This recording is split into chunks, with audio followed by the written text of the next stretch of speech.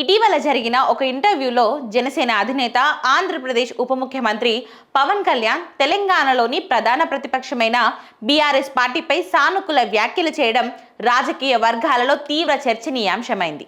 2014 నుండి 2023 వరకు సాగిన బీఆర్ఎస్ హయాంలో తెలంగాణలో తన పర్యటనకు గాని రాజకీయ కార్యక్రమాలకు గాని ఎలాంటి ఇబ్బందులు ఎదుర్కాలేదని ఆయన పేర్కొన్నారు.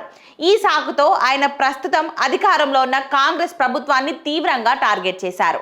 గత 13 నెలలుగా కాంగ్రెస్ నేతలు తనను టార్గెట్ చేస్తూ హైదరాబాద్కు రావద్దంటూ ఆంక్షలు విధిస్తున్నారని, తన సంచార స్వేచ్ఛను అడ్డుకుంటున్నారని పవన్ కళ్యాణ్ ఆరోపించారు.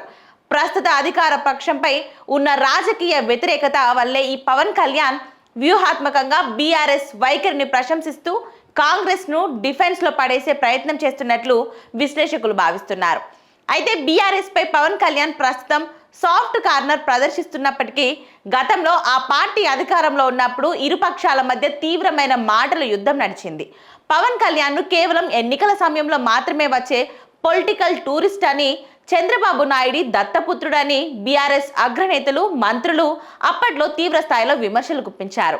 జనసేన సైనికులు బీఆర్ఎస్ శ్రేణుల మధ్య అప్పట్లో సోషల్ మీడియా వేదికగా పెద్ద ఎత్తున యుద్ధమే నడిచింది. అయినప్పటికీ ప్రస్తుత రాజకీయ సమీకరణల నేపథ్యంలో పవన్ కళ్యాణ్ ఆ పాత విమర్శలను పక్కన పెట్టి తన ప్రస్తుత ప్రధాన ప్రత్యర్థి అయిన కాంగ్రెస్ ను కట్టడి చేయడమే లక్ష్యంగా బీఆర్ఎస్ పాలనను ప్రస్తావించడం ఆయన రాజకీయ పరిణితికి లేదా వ్యూహాత్మక మార్పునకు అద్దం పడుతోంది.